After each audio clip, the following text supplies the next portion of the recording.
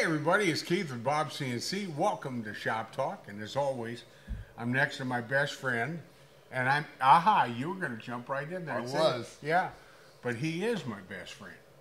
This is, don't get snuggly and stuff. This is about relationships, right? Best friend. Yeah. Okay, You want to go ride bikes? we should do that. Okay, it's your turn. Come on. Oh, and here's my best friend Keith. Yeah. Yeah. There's- Completely unemotional. Yeah, there's a lot of love there. I can tell.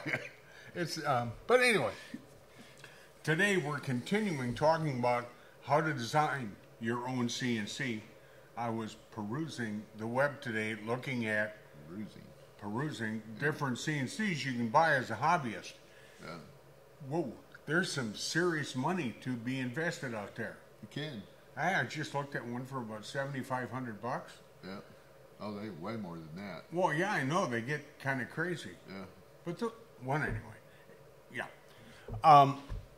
So I think I want to build my own. Now, last week we talked about needing to answer the question, what do you intend to make?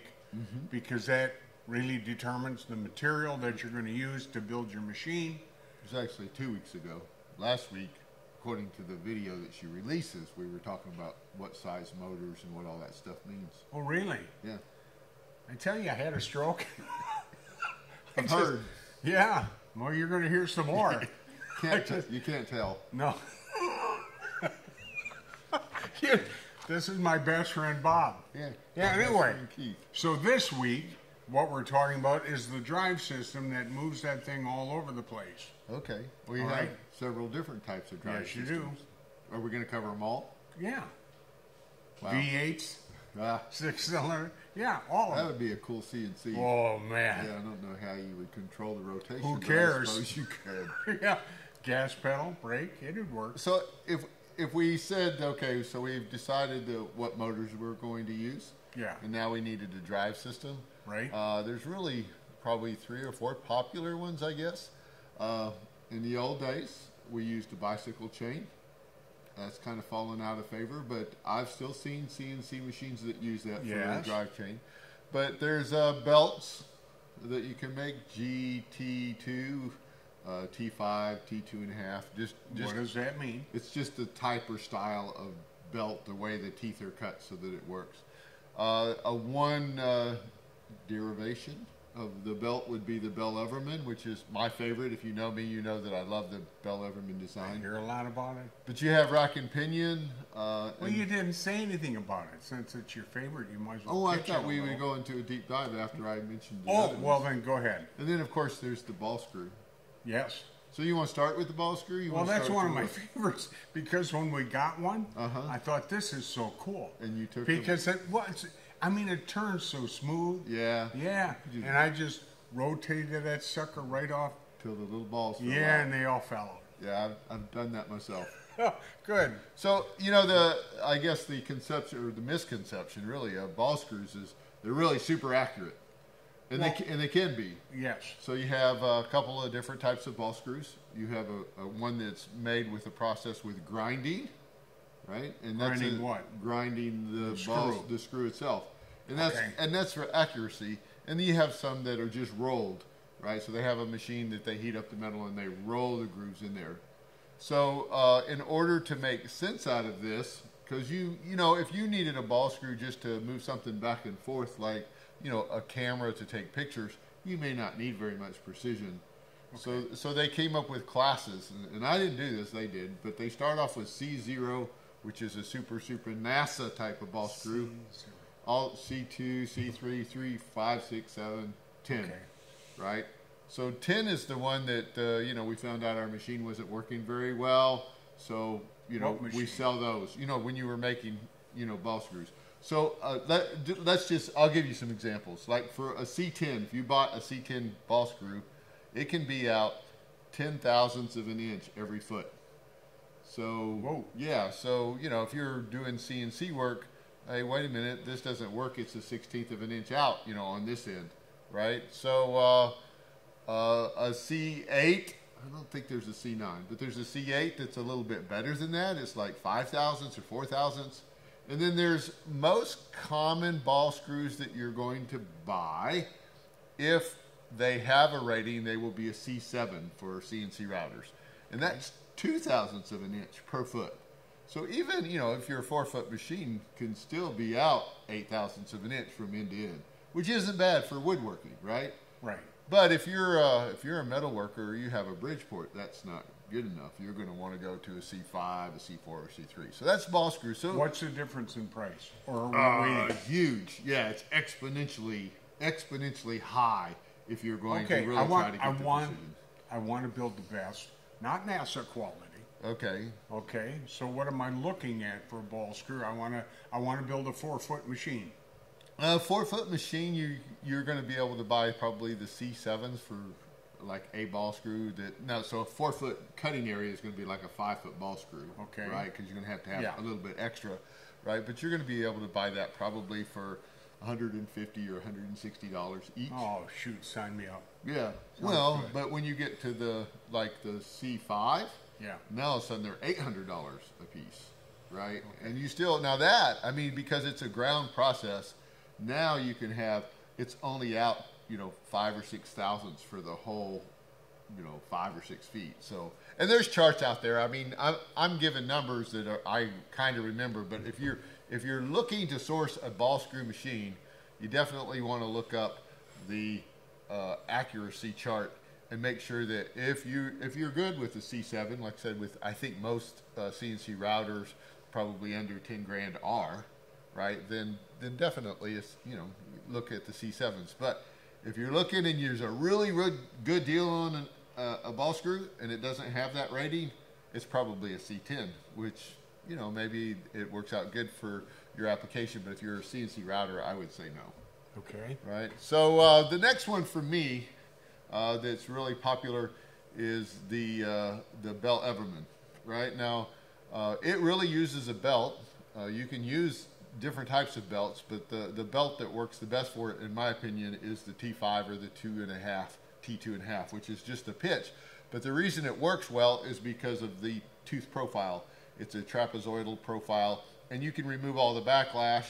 And if you don't know anything about the Bell Everman drive, we have a presentation on it, or you can just look it up online.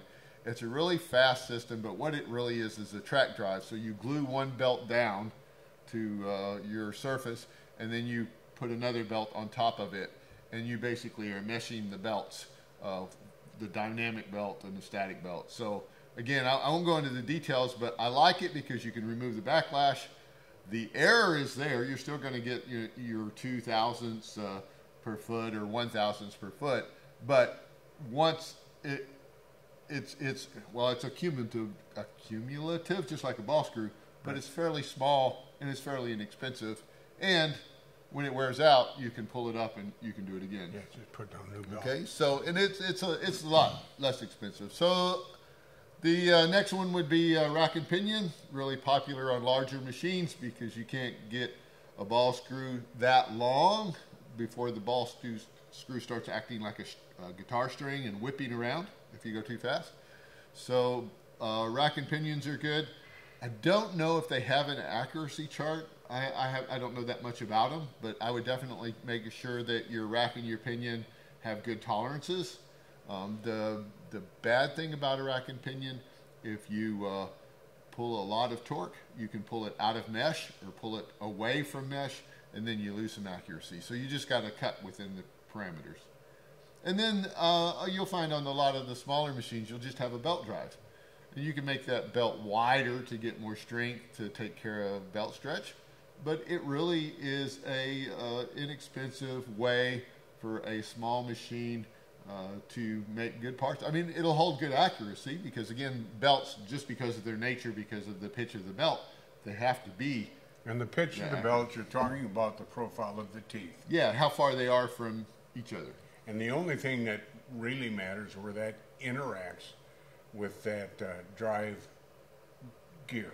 Yeah, well, you have obviously the belt stretch, but they've gotten better with that with some of the fiber, like they have Kevlar or steel reinforced belts, right? So yeah, and you have to be careful about your bend radius with those.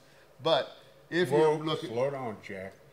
Bend radius. Yeah, so if you take a belt, you can only bend the radius so much before you start kinking the belt around something. Okay. So one of the, but if I get a smaller belt, I have more power, right? Or a smaller pulley, I'm sorry. I have more power because it gets around there faster, right? So you see less speed, more power. But if it's too sharp around there, then your belt's going to wear out more quickly.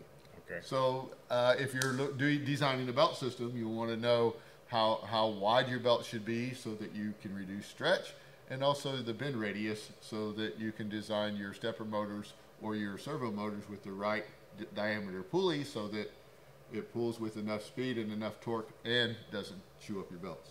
Okay. What are we missing? Acme screws? Acme screws. So Acme screws actually is not a bad way to do it. There's lots of folks out there that make anti-backlash nuts, right? So it's really kind of a spring-loaded nut, but you're really pushing one side of the threads to one side of the screw, the other side of the threads on the nut to the other side of the screw. So you're forcing that against so you don't have any backlash. You can make them where they have a single start. The most common probably for CNCs is a 4-start or a 5-start, which means it's going to travel 5 times the distance or 4 times the distance of the pitch because it's got that many starts. So you can get a Acme screw that will turn a ½ inch or move linearly a ½ inch for every turn. You know what I'm going to do? What's that? I'm going to buy one. You're going to buy one? Yeah. Well, there are machines out there, and again, if it's probably not as durable or as smooth as a ball screw, but they have about the same accuracy with a backlash nut, and they wear out a lot faster because the ball screw is actually rolling as it goes, and this is friction, but it's not a bad design either. Okay. That covers everything. Yeah, so it really, you just need to decide what you want to do. A lot of people are going to go, well, I want the best, so I'm going to jump into ball screws. Well, if you do, just make sure that your ball screw rating is correct. Ball screws are terribly slow unless you get them with a high lead, and if you get them with a high lead, then cha-ching, cha-ching, cha-ching, the price goes up, you're going to get a ground one. So for me, if you want a quick machine that's good for wood, the Bell Everman is a good choice. Okay. And if it's a small machine, a belt drive is a good choice. So there's nothing wrong with that. Yeah. So if somebody knocks your belt drive, you can just... Well, it depends. It depends on what you want to do with the machine, right? So that's the bottom line, right? That we talked about the very first week is you got to determine what you're looking to do. If you're really wanting to cut a lot of aluminum pieces, then yeah, you probably want a ball screw because you're not going to need to be that fast anyway. But you're going to need some rigidity and some mass, right, to take care of that. But that's a different question, I guess, right? Yeah. So did we cover all of the drive systems? Yes, we did. Okay. I was going to say something that didn't need to be said. Okay, well, you're going to be... Well, I don't want to hurt your feelings. Okay, well, you can hurt You're my best friend. After we cut the tape off. Okay. So, well, guys, if you have any questions, because you're thinking about building your own CNC, don't listen to him, because I'm trying to talk, and it gets confusing for me. You've noticed that. You don't help sometimes. I don't? I never have, though, so I'm the same. Well, anyway, guys, until next time, we'll see ya.